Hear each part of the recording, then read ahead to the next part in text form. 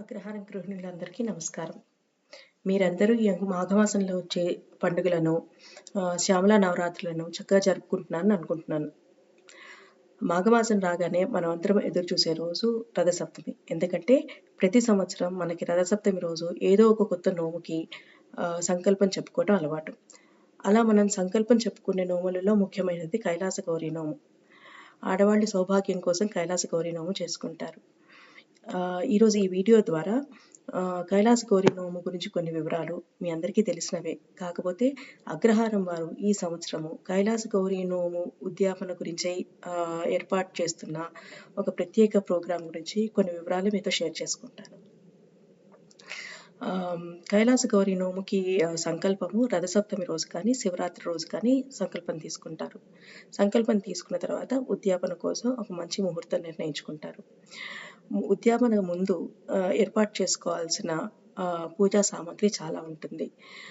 ఉద్యాపన కోసము 25 కిలోల పసుపు, 25 కిలోల కుంకుమ, దాదాపుగా ఒక 160 నుండి 200 మంది సువాసినులు, అంటే ఈ పసుపు కుంకుమని అందుకోవటానికి దాదాపుగా అంతమంది సువాసనలు అవసరం పడతారు. అంతమంది సువాసనలు, వాళ్ళకి కావాల్సిన తాంబూలాలు, అంతేకాకుండా ఉద్యాపన రోజు వచ్చిన సువాసనలకి పెట్టడానికి ప్రసాదాలు, ఇవన్నీ ఆర్గనైజ్ చేసుకోవాలి.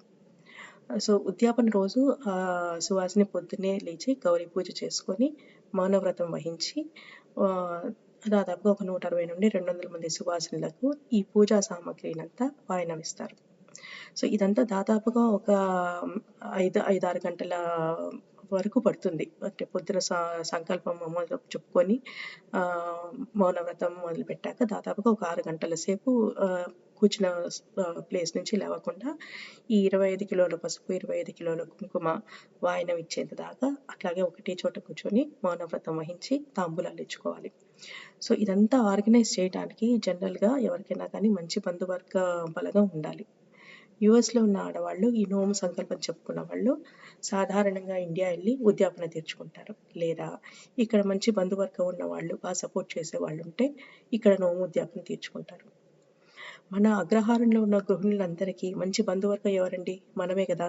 అందుకనేసి అగ్రహారం వారు ఈ సంవత్సరము మన ఆడవాళ్ళ కోసము సామూహిక కైలాస గౌరీ నోము ఉద్యాపన ఆర్గనైజ్ చేద్దామని అనుకుంటున్నాము.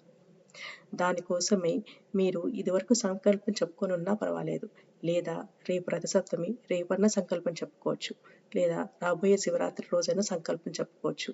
మీరు కనుక సంకల్పం చెప్పుకుంటే ఈ మాఘమాసంలో ఈ ఆగస్టులో కానీ సెప్టెంబర్లో కానీ ఒక మంచి ముహూర్తం మేము నిర్ణయించి ఈ ఉద్యాపన ప్రోగ్రామ్ని ఆర్గనైజ్ చేస్తాము.